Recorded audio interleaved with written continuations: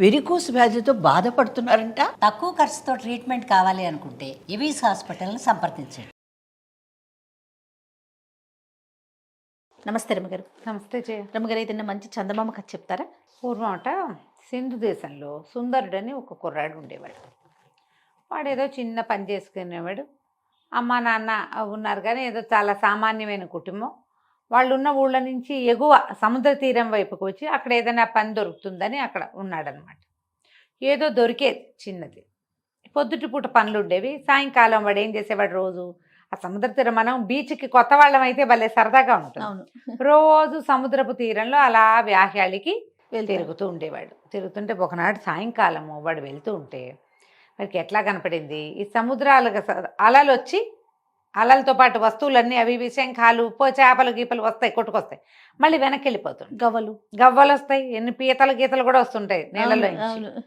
అయితే అలా వచ్చిన ఒక చేప అక్కడ ఉండిపోయింది. అది ఎట్లా అయింది, అక్కడ ఎవరో పిల్లలో లేకపోతే పెద్దవాళ్ళేనో ఓ ఇంత గుంట లాంటివి తవ్వారు. గుంటలు తవ్వితే కాసేపటికి ఇసక వచ్చి వచ్చి పూడిపోతాయి. ఇది ఏకంగా ఒక మడుగులాగా అయ్యింది, పెద్ద గుయ్యి. ఒక చేప ఈ అలతో పాటు కొట్టుకొచ్చి ఆ మడుగులో కొట్టుకుంటుంది.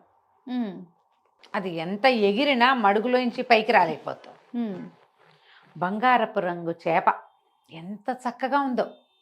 వీడేం చేశాడు సుందరుడు, దాని దగ్గరికి వెళ్ళి అది అలతో పాటు పైకి ఎక్కడానికి ట్రై చేస్తోందని అర్థమే. పాపం సముద్రంలోకి పోవాలనుకుంటోంది. సముద్రంలో ఉండే చేప అంత మడుగులో అట్ట గోతులో ఉండమంటే ఎట్లా ఉంటుంది. అవును. అందుకని వీడేం చేశాడు, ఆ గొయ్యి దగ్గర కూర్చుని దానిటా చేతితోటి పైకి లేవదీసి అల వచ్చినప్పుడు అల మీదకి విసిరాడు. విసిరేసరికల్లా ఆ చేప బతుకు జీవుడా అని లోపలికి వెళ్ళిపోయింది లోపలికి. ఇక మళ్ళీ రాల. మర్నాడు ఏమైంది, ఆ రోజు అయిపోయింది. మర్నాడు ఇతను మళ్ళీ సముద్ర తీరానికి వచ్చేసరికల్లా ఒక నడి వయసులో ఉన్న ఒక స్త్రీ ఇతన్ని పిలిచింది. బాబు బాబు, నేను సాయంత్రం ఇక్కడ మడుగులోంచి చేపను తీసింది నువ్వే కాదు అంది. నేనేనన్నాడు. దాదా ఇట్లా నా దగ్గరికి రా అని రమ్మని పిలిచి, ఆ చేప సముద్రపు రాజు గారి కూతురు, అందరితో పాటు వచ్చింది బయటికి. తనొక్కతి మడుగులో ఉండిపోయింది, నువ్వు రక్షించావు, మా రాజుగారు నిన్ను తీసుకురమ్మన్నారు, సముద్రపు రాజు దగ్గరికి వెళ్దాను రమ్మంది. సముద్రంలోకి వెళ్ళాలంటే ఎటా వెళ్తాడు, అదే కదా. మరి నేను ఎట్లా వస్తాను సముద్రంలోకి, నాకు అసలు ఈత రాదు, ఊరికే ఇట్ట బయట తిరుగుతాను, సహాయమేగా చేశాను, ఏం పర్వాలేదులే అన్నాడు. ఆవిడ ఒప్పుకోలే. కాదు రా నువ్వు రా, నేను నిన్ను తీసుకెళ్తాను అని చెప్పి ఆ అబ్బాయి రెక్కపుచ్చుకుని నీళ్లలోకి తీసుకుపోయింది. మోకాళ్ళు దాటిన నీళ్ళు వచ్చేసరికి ఈ ఆడమనిషి పెద్ద చేపలాగా మారిపోయింది. చేపలా మారిపోయి తన మీదకి ఎక్కించుకుంది కుర్రాడిని. ఎక్కించుకుని ఒక నీటి బుడగ లాంటిది వీడి మొహం మీద వేసింది. వీడికి ఊపిరాడదు, చేప ఈత రాదు కదా. ఆ చేప మీద ఎక్కిన ఈ కుర్రాడు సుందరుడు జాయమని వెళ్ళిపోయింది చేప లోపలికి, ఆ నీళ్ళల్లోకి వెళ్ళిపోయాడు. వీడి చుట్టూతో ఒక గాజు దుండేసరికి ఆ అబ్బాయికి ఏమి నీళ్ళలోకి వెళ్ళిన ఇబ్బంది ఏమి ఎదురవ్వాల. అలా లోపల తీసుకుపోయింది ఆ చేప. తీసుకెళ్ళాక ఓ చోట దింపింది. అది చక్కగా పెద్ద తోటలాగా పెద్ద పెద్ద భవనాల్లాగా ఉన్నాయి నీళ్ళ లోపల. ఆ అబ్బాయికి ఏం చెప్పిందంటే, బాబు మా రాజుగారు ఆతిథ్యం ఇచ్చి నీకు 2 రోజులు ఉంచుకుని పంపుతాడు, ఏదైనా ఇస్తాను, నీకేమైనా కావాలా అని అడుగుతాడు, నువ్వు మనిషివి కదా, నీకు చెవి ఉపయోగపడుతుంది, మంత్రపు చెవి ఇవ్వండి, నాకు ఇంకేమీ వద్దని చెప్పు. మంత్రపు చెవి ఇస్తాడు, అది తెచ్చుకో, అది నీకు ఉపయోగపడుతుంది. రాజుగారు అమ్మాయిని చిన్నప్పటి నుంచి నేనే పెంచాను, నీ వల్ల బతికి బట్టగట్టింది, నేను నీకు సహాయం చేయదలుచుకున్నాను, ఇంతే చేయగలను, ఏదో ముత్యాలో రత్నాలో వజ్రాలో అడగద్దు, మంత్రపు చెవి అడుగు అంతే అని చెప్పింది. సరే ఒప్పుకున్నాడు. రాజుగారి దగ్గరికి తీసుకుపోయింది. ఆయన పరమానంద భరితుడైపోయి ఈ అబ్బాయికి బోళ్ళని చేపలతో వాటితో వీటితో సేవలు చేయించి 4 రోజులు చక్కగా ఉంచుకొని బాగా ఆతిథ్యం ఇచ్చి ఎన్నో రకాల సముద్రపు భోజనాలు పెట్టివిచ్చి అటు తిప్పి ఉంచుకున్నాడు. 4 రోజుల తర్వాత ఈ అబ్బాయిని ఇంకా వెళ్ళొస్తానండి అన్నాడు. సముద్రపు రాజు అన్నాడు, అబ్బాయి నా చాలా సంతోషం కలిగించావు, మా పిల్లని రక్షించావు, 4 రోజులు వచ్చి ఆతిథ్యం స్వీకరించావు, నీకేం కావాలో చెప్పు అనగానే కుర్రాడు అన్నాడు, మంత్రపు చెవి అని ఒకటి ఉంటుందట కదండి, అది ఇప్పించండి నాకు అన్నాడు. ఈయన తెల్లబోయాడు. మంత్రపు చెవి ఎక్కడుంది మన దగ్గర అని బాగా ఆలోచించి, బాబు మా దగ్గర ఒకే ఒకటి ఉంది, పాతాళంలో సముద్రంలో ఉంది, కానీ ఒక్కటే ఉంది, నీకు ఇస్తా, 1 ఏడాది తర్వాత ఇది మళ్ళీ నా దగ్గరకు వచ్చేస్తుంది, సంవత్సరం పాటే నీకు ఇవ్వగలను, మా దగ్గర ఉండాలి అది. ఓ ఏడాది, మీకు ఒక ఏడాది అంటే మాకంత ఏడాది పట్టదు, ఇంకా చిన్నది పడుతుంది. మీ ఏడాది మీకు సరిపడా సంవత్సరం కాలం మాత్రం నేను నీకు ఇవ్వగలుగుతాను దాన్ని అంటే ఒప్పుకున్నాడు. అది ఇంత బుల్లి శంఖంలాగా ఉంది. ఆ మంత్రపు ఆ చెవి. మంత్రపు చెవి షేపులో ఉంది, శంఖం వల్లే ఉంది అంతది. దాన్ని ఎత్తి ఇట్లా చెవిలో పెట్టుకుంటే అన్ని జీవుల సంభాషణలు అర్థమవుతాయి. ఓహో. ఆ మంత్రపు చెవి లక్షణం ఏంటంటే పిచ్చుకలు, పాములు, ఉడతలు, ఎలకలు, కుక్కలు, అన్నీను. పిల్లులు అన్నిటి భాష అతనికి అర్థమవుతుంది. కొత్త భాష అర్థమవుతుంది, జంతువుల భాష అర్థమవుతుంది. సంవత్సరం పాటు దీన్ని ఎంజాయ్ చేయి నువ్వు అని చెప్పి ఆ మంత్రపు చెవిని చేతులు పెట్టాడు. ఇంకా ఏవో తినుబండారాలు కాస్త మెళ్ళో వేసుకుని 2 ముత్యాల దండలు మెళ్ళో వేసి 2 ముత్యాల దండలు చేతులకేసి పంపించారు. మళ్ళీ ఈ మొదట వచ్చిందిగా ఆడచేప, ఆవిడే చేప రూపంలో వచ్చి ఈ కుర్రాన్ని తీసుకుపోయి జయమని బయటికి తీసుకెళ్ళి సముద్ర తీరంలో వదిలిపెట్టారు. వీడికి అమ్మా నాన్న ఎవరు లేరు కదా, ఆ ఊళ్ళో ఎక్కడో ఉన్నారు వాళ్ళు. సరే వీడు మళ్ళీ పని చేసుకోవటం మొదలుపెట్టాడు. అయితే వీడు పని దగ్గరికి వెళ్ళేటప్పుడు ఒక వాగుంది అక్కడ. వాగుని దాటడానికి ఒక బండ లాంటిది పెట్టారు.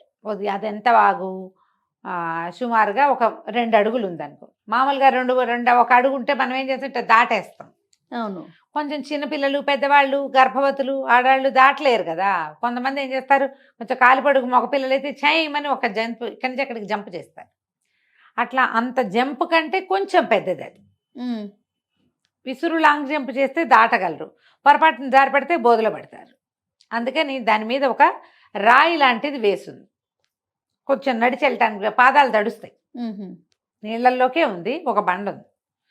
ఆ బండ పక్కన వీడు ఏం చేశాడు, ఈ బోధు దగ్గర ఏదో అన్నం తెచ్చుకున్నాడు, అది తినడానికి ఒక పక్కన కూర్చున్నాడు. 2 పిచ్చుకలు తెగ కిచకిచకిచకిచకిచకిచకిచకిచు అంటాయి, మాట్లాడుకుంటున్నాయి.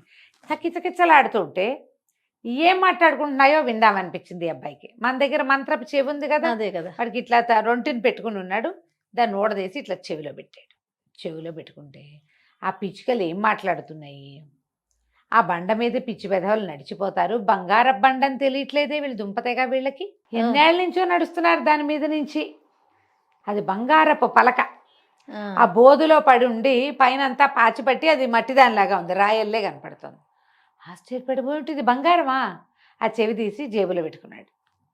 వెళ్ళి ఆ బోధ దగ్గర కూర్చుని దాన్ని పైన ఉన్న పాచి అంతా బాగా తూమేసి దాన్ని పైకి లేవతీశాడు. చూస్తే ఆ మాత్రం లావులో అంత పొడుగు, ఈ 2.5 అడుగుల క్రమంలో ఉన్న అటువంటి పెద్ద బంగారపు రేఖ అనమాట అది. అదే దిమ్మనుకో. ఆశ్చర్యపడి ఇంత బంగారమా. సరే అది తీసుకున్నాడు. తీసుకుని ఇంకేముంది, అందరూ ఆశ్చర్యపోయారు. ఈ అబ్బాయి ఏం చేశాడు, 2 తాటి కమ్మలు కట్ చేసి పట్టుకొచ్చి దాని మీద వేశాడు, నడవడానికి వీలు. ఈ దిమ్మ తీసేశాడు కదా తను. ఆ దిమ్మని తీసుకెళ్ళి సొన్నార్ దగ్గర పరీక్ష చేస్తే ఏముంది, ప్యూర్ గోల్డ్. ఏ కాలాన కొట్టుకొచ్చిందో అది ఆ బోధులోకి ఉండిపోయింది.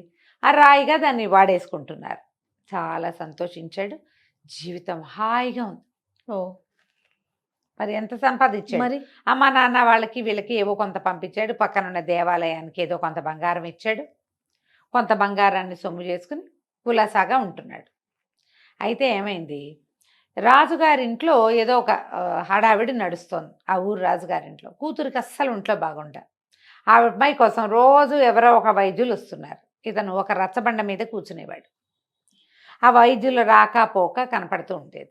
ఎవరో ముసలి వాళ్ళు వీళ్ళు వస్తే వాళ్ళందరికీ ఏవో రొట్టెలు కొనిపెట్టి అవి తినడానికి కొనిపెట్టి చేస్తూ రచ్చబండ దగ్గర కూర్చునేవాడు. రచ్చబండ పైన ఉన్న రావి చెట్టు మీద 2 కాకులు ఉన్నాయి. అవి తెగ కావు కావు కావు కావు కావు ఎంత అరుస్తాయో. ఎందుకు మాట్లాడుకుంటున్నాయో ఏం మాట్లాడుకుంటున్నాయో విందామనిపించింది. జనం ఉంటే అంత తట్టదు. ఒక్కళ్ళమే ఉన్నాం అనుకో, అది కా అంటూనే ఉంటాయి. ఏమిటో దీనికి అగ్గోలా, అదేమిటో చూద్దామనిపిస్తుందా. జేబులోంచి ఆ మంత్రపు చెవి తీసి చెవులు పెట్టుకున్నాడు. పెట్టుకునేసరికల్లా ఆ కాకులు 2 మాట్లాడుకుంటున్నాయి. ఇంతమంది వైద్యులు వస్తారు, ఒక్కడికి తెలియట్లేదు. ఏ వైద్యం చేసినా పిల్ల ఏం బతుకుతుంది, పిల్ల బతకదు, ఆ పిల్ల చచ్చిపోవటమే ఎట్లాగూ అనేసరికల్లా ఇంకో 3వ కాకు వచ్చింది. అసలు దానికి చేసిన జబ్బేమిట్రా అన్నా అసలు అని అడిగేసరికల్లా ఈ ముందు 2 కాకులు ఉన్నాయిగా, ఈ 2 కాకుల్లో ఓ కాకి చెప్పింది, ఆ రాజుగారు నిరుడు ఇల్లంతా నేయిచ్చారు, బిల్డింగ్ అంతా గడ్డి పెట్టారు అందులో. ఆ గడ్డిలో ఒక పాము చిక్కుకుపోయింది. అది ఆ ఇంటి మీద ఉంది, ఆ ఇంటి పైకప్పు మీద. ఆ కప్పు మీద గడ్డి వేయబడిన పార్టు యువరాణి యొక్క గదిలోకి ఉంది. ఆ పాము ఆహారం లేక కృషించిపోయింది. దాన్ని ఏడుపు కొట్టి యువరాణికి జబ్బు చేసింది. తొందరలో పాము చచ్చిపోతుంది తిండి లేక, యువరాణి కూడా వెళ్ళిపోతుంది, అమ్మాయి కూడా. ఆ పాముని తీస్తే ఈ పిల్ల బతుకుతుంది అనేసరికి ఆశ్చర్యం వేసింది. ఈ బిల్డింగులు అంటే ఇప్పుడు అప్పట్లో ఈ మన ఏమనాలి పక్కా భవంతులు. బిల్డింగులు లేవుగా, భవనాలు కాదు అవి. ఏం చేసేవాళ్ళు, పెద్ద పెద్ద గోడలు కట్టి పైనుంచి వాసాలు దించి ఎత్తుగా హై రూఫ్ చేసి గడ్డి అవి వేసి తాటాకులు పరిచేవాళ్ళు. అలాంటి గదిలో ఉంది ఈ అమ్మాయి. ఆ అమ్మాయి ఎక్కడుందో ఆ గది పై భాగంలో ఉన్న గడ్డిలో ఒక పాము శల్యావశిష్టంగా చచ్చిపోవడానికి సిద్ధంగా ఉంది. సంవత్సరంగా దానికి ఆహారం లేదు. ఈ అబ్బాయి ఏం చేశాడు, సరే ఇది బాగుందని ఆ చెవి ఎత్తి జేబులో పెట్టుకుని రాజుగారింటికి వెళ్ళాడు. యువరాణి జబ్బు తగ్గిస్తాం అని చెప్పిన ప్రతి వాళ్ళని తీసుకుపోతున్నారు లోపలికి. అదేలే. ఒక 5-6 ఉద్దండ పండితులు అక్కడ నుంచున్నారు. వాళ్ళు అన్నారు, ఏంటి ఏం చేస్తావో నువ్వు, చిన్న కుర్రాడ లేవునో 25 ఏళ్ళు కూడా లేవు, నీకు ముక్కుపచ్చలారలేదు, ఏం వైద్యం చేస్తావంటే, మీరందరూ చేసిందే ఏదో చేస్తా, నేను ఏదో చేస్తా, వైద్యం చేయగలిగిన వాడిని నేనైనప్పుడు ఇతరులకు ఎలా తెలుస్తుంది, అది నాకే తెలుస్తుంది ఆ కిటుకు అనేసరికల్లా సరే రాజుగారి దగ్గర తీసుకుపోయారు. రాజు ఏంటంటే ఏ పుట్టలో ఏ పాము ఉందో ఎవరో ఒకళ్ళు వచ్చిన ప్రతి వాళ్ళకి పిల్లని చూపిస్తున్నారు. మరి ఆశ కదా. పిల్ల ఒక 16-18 ఏళ్ల పిల్ల, సన్నగా పొడుగ్గా తెల్లగా ఉంది, పాలిపోయి పీల్చుకుపోయినట్టు ఉంది. ఇప్పుడు రూపసులైన నీరసము అనారోగ్యము వస్తే జబ్బుగా ఉండి మొహాలు ఏమందంగా ఉంటాయి, మళ్ళీ కాస్త చెంపలు పూడి కొత్త నెత్తురు పడితే ఏమైనా మనుషులు బాగుంటారు. అయితే ఏమైంది, అబ్బాయి లోపలికి వెళ్ళాడు. ఆ అమ్మాయిని చూస్తే తను తెలిసింది పాలిపోయి బూడిద రంగులో చచ్చిపోవడానికి సిద్ధంగా ఉంది. ఆ అబ్బాయి ఆ గదంతా కలే తిరిగి రాజుగారికి ఏం చెప్పాడంటే, మీరు ఒకసారి రండి, ఈ పైన పైకప్పులో ఆ గడ్డిలో ఒక పాము ఉంది, కప్పు విప్పించండి, ఆ పాము బతికితే మీ అమ్మాయి బతుకుతుంది. ఓకే అనగానే ఆశ్చర్యపోయారు అందరు. ఇదేం వైద్యం, ఓ మందో మాకో కాదు, సరే చూద్దాం అనుకున్నారు. పని వాళ్ళంతా సేవకులు పోట్లాడారు. అట్లా ఏం ఉండదు, మామూలుగా మేము గడ్డంతా కలేస్తాం, కలయకుండా పైకి వెయ్యం అసలు అంటే, కాదు ఇందులో పావుంది అంటాడు అబ్బాయి. సరే మొత్తం ఊడదీశారు. చూస్తే ఒక ఇంత పొడుగు గోధుమ తాచు సన్నగా బక్కచిక్కిపోయి చచ్చిపోవడానికి సిద్ధంగా ఉంది. అమ్మ బాబాయ్ ఇంకేముందని ఆ పావును కిందకి దించి, పైనుంచి కింద పడితే చితికిపోతుంది అది. దాన్ని అలాగ గడ్డి చుట్టలతోటి కిందకి దించారు. ఓ పెద్ద గిన్నెతో పాలు పోసి పెట్టారు, ఒక గిన్నెతో నీళ్లు పోసి పెద్ద పెద్ద పాత్రతోటి నీళ్లు పెట్టారు. ఆ పాము మెల్లిగా పాలు కాసిన తాగి, పాము పాలు తాగుతున్నాను అడగండి, ఇది కథ. పోయి ఆ నీళ్ళల్లోకి పాల దగ్గరికి నీళ్ళల్లోకి పాల దగ్గరికి 5-6 సార్లు తిరిగేసరికి దానికి కొంచెం ఓపిక వచ్చింది.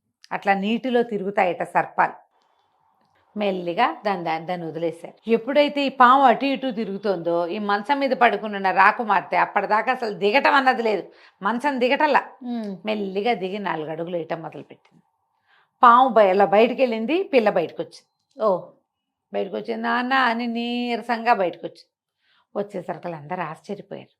ఈ లోపల గబగబా వైద్యులు వచ్చేసి ఈ పిల్ల కొంచెం ఆ నీరసం తగ్గటానికి అవి ఇవి 2-3 లేహ్యాలు ఇచ్చి ఆహారం అదన్నీ చక్కగా సప్లై చేయించి ఒక 15 రోజుల్లో యువరాణిని లేవదీశారు. కోలుకుంది. ఆ అబ్బాయిని వీళ్ళ దగ్గరే ఉంచుకున్నారు. ఎవరో నువ్వు ఏం చేస్తావునైనా, నీ సంగతి ఏమిటి, సందర్భం ఏంటి కనుక్కున్నారు. కనుక్కుంటే ఇతను మెల్లిగా చెప్పాడు, నేను చేసిన సహాయం వల్ల నాకు ఒక అవకాశం లభించింది, ఆ అవకాశాన్ని ఇప్పుడు ఇక్కడ వాడే అమ్మాయికి.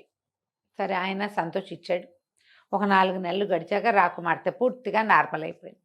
రాజుగారు అన్నాడు, మా పిల్లని బతికించావు, పిల్లని పిచ్చి పెళ్లి చేస్తా, హాయిగా ఇక్కడే ఉండు, మా దగ్గరే ఉండు, యువరాజు ఉన్నాడు, అతను రాజు అవుతాడు, నువ్వు రాజుగారి బావమరిది అవుతావు, హాయిగా ఉండొచ్చు కదా, ఏదైనా వ్యాపారం పెట్టిస్తాం పెద్ద రకంది, వ్యాపారాన్ని జరుపుకుంది. కానీ రాజుగారి అల్లుడు వ్యాపారం బాగా నడుస్తుంది కదా. సరే దాంతో అమ్మాయిని పెళ్లి చేసేసుకున్నాడు. సంవత్సరం తిరిగేసరికి ఒకనాడు ఉదయం ఇతని మంత్రపు చెవి ఇతని దగ్గర నుంచి మాయమైపోయింది, వెళ్ళిపోయింది అది తన ప్లేస్కి. ఇతను ఒప్పుకున్నాడు కదా, కానీ ఇతను మాత్రం రాజుగారికి అల్లుడు అయిపోయాడు. చక్కగా తన దగ్గర చేరిన బంగారాన్ని జాగ్రత్త పెట్టుకున్నాడు. హాయిగా రాజుగారి ప్రమేయం లేకుండా తనే వ్యాపారం పెట్టుకుని బాగా పైకొచ్చి మంచి పేరు తెచ్చుకున్నాడు. కథ కంచికి మనం ఇంటికి. బాగుందండి. నమస్తే. నమస్తే.